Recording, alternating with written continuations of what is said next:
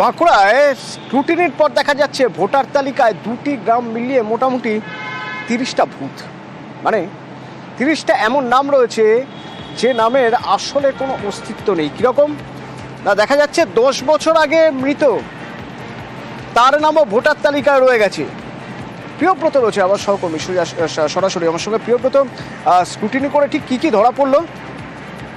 দেখো, বাঁকুড়া যে 2 নম্বর ব্লক মানকায়ালি গ্রাম পঞ্চায়েতের দুটি গ্রাম লদবা এবং কদবনি, এই দুটো গ্রামেই যেভাবে মমতা ব্যানার্জি বলেছেন যে স্ক্রুটিনি করতে হবে, সেভাবেই কিন্তু ব্লক সভাপতির নেতৃত্বে ব্লকের এবং বুথের বিভিন্ন অঞ্চলের নেতৃত্বকে নিয়ে এই দুটি গ্রামে অভিযান চালানো হয়েছে এবং সেই স্ক্রুটিনিতে ধরা পড়েছে প্রায় 30 জনের মতন, যাদের মৃত ভোটার, কোথাও 10 বছর আগে মৃত্যু হয়েছে, কারো 2.5 বছর আগে মৃত্যু হয়েছে।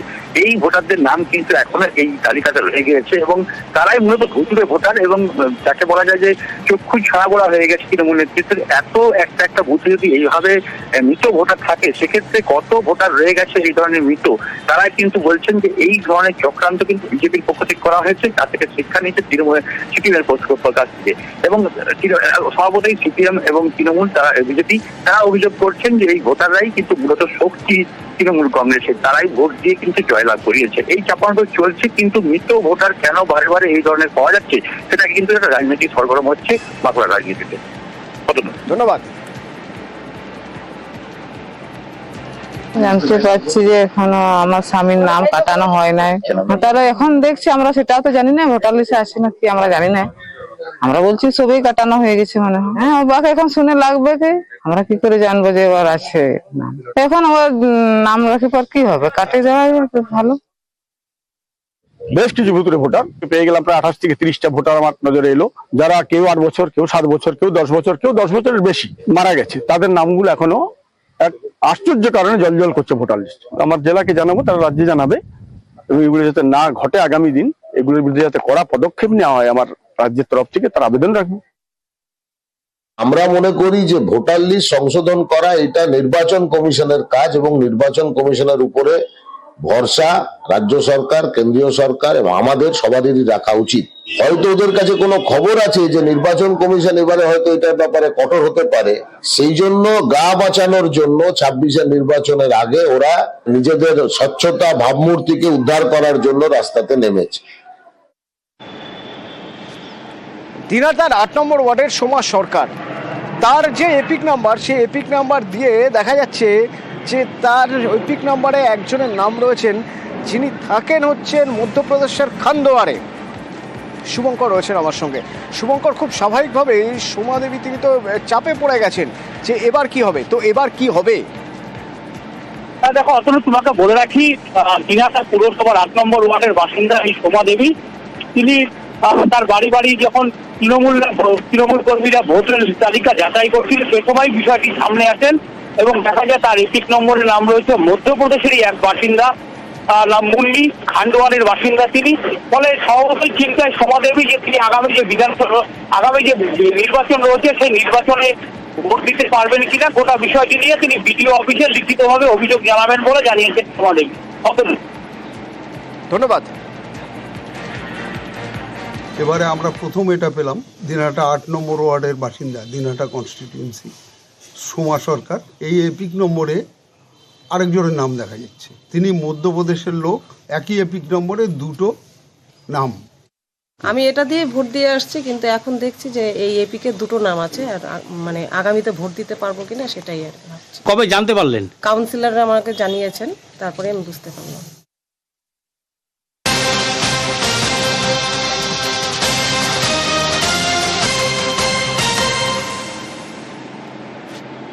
শুধু তাই নয়, এই দিনাটাতে কাউন্সিলরের মেয়ের নামেও গড়বড় রয়েছে।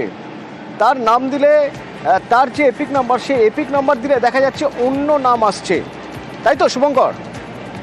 একেবারে অতনু, দেখো তৃণমূল কাউন্সিলর অমিত সরকার, তার মেয়ের নাম রিজা সরকার, কিন্তু তার এপিক নম্বরের সঙ্গে ভোটার লিস্টের যে এপিক রয়েছে সেই এপিকের মিল নেই। ফলে একটা বিভ্রান্তি তৈরি হয়েছে। তার মেয়ের ভোটার লিস্ট এপিকে যে এপিক নম্বর রয়েছে তাতে দেখা যাচ্ছে অন্য একজন মহিলার নাম রয়েছে এবং গোটা বিষয়টি নিয়ে তিনি মহকুমা শাসকের কাছে লিখিতভাবে অভিযোগ জানাচ্ছেন বলে ওই কাউন্সিলর জানিয়েছেন। ধন্যবাদ। ভোটার লিস্ট দেখে আমি সার্চ করছিলাম আর কি, দেখতে দেখতে আমার মেয়েরই ভোটার কার্ডটা আমি চেক করলাম, তাতে ওর যে এপিক নাম্বারটা সেটা দিয়ে দেখি যে ভোটার লিস্টের সঙ্গে ওর এপিক নাম্বারে মিল নেই, নামের মিল নেই। ওর এপিক নাম্বার দিয়ে মেরে দেখি মাম্পি দাস সাহা, এটা অন্য জায়গার। আমার তো মনে হয় এটা কোনো উদ্দেশ্য প্রণোদিতভাবে এরকমটা মনে হয় করেছে, চক্রান্ত একটা হয়েছে কিছু। এটা আমরা এখন চেক করছি, আমার বিশ্বাস আরও বেরোবে।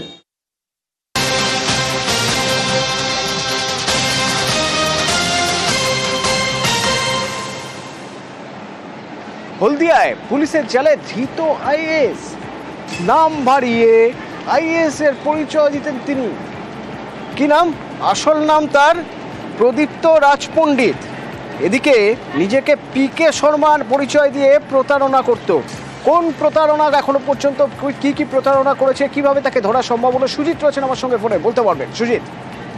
প্রথমে দেখো, প্রথমত ওর বিরুদ্ধে বেশ কিছু অভিযোগ আসছিল যে লাল বাতি নীল বাতি গাড়ি তার গাড়ির উপরে থাকতো এবং নিজেকে বড় আইএস অফিসার পরিচয় দিত এবং সেই হিসেবে কিছু বাড়তি সুবিধে নেওয়া, তার বাইরে বেশ কিছু কাজ যা সন্দেহ দেখা দিচ্ছিল এবং সেটা ওর বাড়ি যেহেতু হলদিয়ার সুতাকা থানার চৈতন্যপুরে, সেখানে কিন্তু পুলিশ খোঁজ খবর নেওয়া শুরু করে। এদিকে জানা যায় যে দিল্লিতেই থাকতো মূলত এবং কালকে ছিল বাড়ির অনুষ্ঠান, সেই অনুষ্ঠানে আসে। সেখানেই দেখা যায় বিভিন্ন রাজনৈতিক নেতাদেরকে এবং প্রাক্তন মন্ত্রীদেরকে। এইসব যখন কাণ্ড ঘটছে তখন কিন্তু তার আগে থেকে যখন অভিযোগ ছিল অতনু, সেই হিসেবে কিন্তু তার খোঁজে যে একটু ছিল পুলিশ।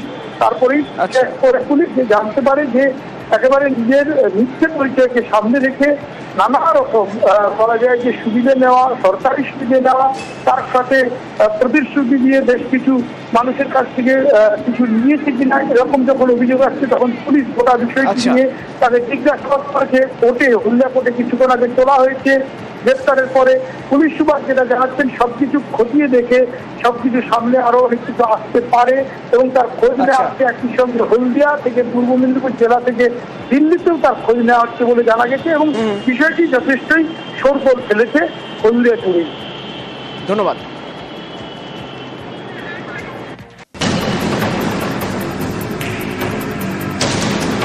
ভোট সামনের বছর, কিন্তু এখন থেকেই হাওয়া গরম। তৃণমূল বিজেপি দুই দলই মঙ্গলবার দিল্লিতে নির্বাচন কমিশনের অফিসে। ভোটার লিস্ট ঠিক করলে আবার তো বলছি এমনিতেই আমরা বলছি যে আগামী 2026-এ 30টা সিটও বিজেপি পাবে না।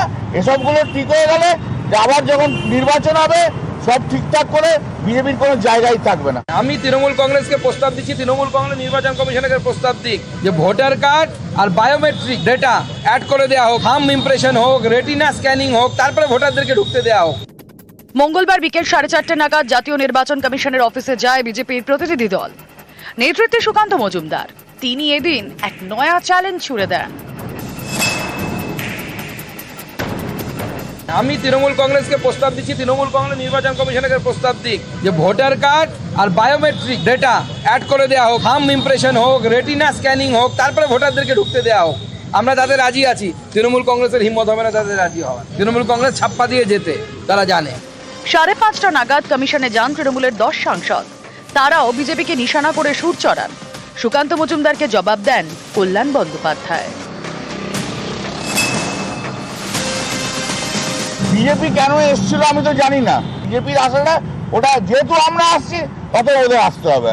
ভোটার লিস্ট ঠিক করলে আবার তো বলছি এমনিতেই আমরা বলছি যে আগামী 2026-এ 30টা সিটও বিজেপি পাবে না। এসবগুলো ঠিক হয়ে গেলে আবার যখন নির্বাচন হবে সব ঠিকঠাক করে বিজেপির কোনো জায়গায় থাকবে না। ভোটার লিস্ট থেকে এপিক গরমিলের ভুরি ভুরি অভিযোগ। এই নিয়ে এদিন রাজ্যসভায় আলোচনার দাবিতে সরব হয় তৃণমূল সহ অন্যান্য বিরোধী দল, যা মানা হয়নি। তখন রাজ্যসভা থেকে ওয়াকআউট করে তৃণমূল এবং বিজেপি। পরে অন্য বিরোধীরাও সংসদের উচ্চকক্ষ ত্যাগ করেন। এপিক ইস্যুতে ওয়াকআউট করেছি, তার মূল কারণ হচ্ছে দেখা যাচ্ছে যে পশ্চিমবঙ্গ সহ ভারতবর্ষের বিভিন্ন রাজ্যে, বিশেষত যেগুলো বিরোধী শাসিত রাজ্য, সেখানে ভোটার লিস্টে ভুতুড়ে ভোটার ঢোকানো হয়েছে। এটা একটা পরিকল্পিত ষড়যন্ত্র এবং চক্রান্ত বলে আমরা মনে করি, যেহেতু পুরো নির্বাচনী ব্যবস্থাটাকে বিজেপি কুক্ষিগত করতে চাইছে। আমরা তার বিরুদ্ধে যেমন পার্লামেন্টের ভেতরে পার্লামেন্টের বাইরে জনমত তৈরি করছি। সোমবার ওই ভোটার লিস্ট ইস্যুতে উত্তপ্ত হয় সংসদ। লোকসভায় তৃণমূলের সুরে সরব হন রাহুল গান্ধী। এই নিয়ে কটাক্ষ করছে বিজেপি এবং তা করতে গিয়ে ফের রোহিঙ্গাদের কথা তুলে মেরুকরণের চেষ্টা। পশ্চিমবঙ্গে এত ভুয়ো ভোটার, বাংলাদেশি মুসলিম অনুপ্রবেশকারী রোহিঙ্গাদের তৃণমূল কংগ্রেস ভোটার লিস্টে ঢুকিয়েছে, রাহুল গান্ধী প্রতিবাদ করেছেন। সুতরাং মানুষ জানে প্রকৃত সত্যটা কি। পরিচ্ছন্ন ভোটার লিস্টের মধ্যে দিয়েই তৃণমূল কংগ্রেসের বিসর্জন দিয়ে দেয়। আর রাহুল গান্ধী চেষ্টা করলেও সেই নৌকোকে ওপরে তুলে রাখতে পারবেন। মৈত্রী ভট্টাচার্য, নিউজ 18 বাংলা।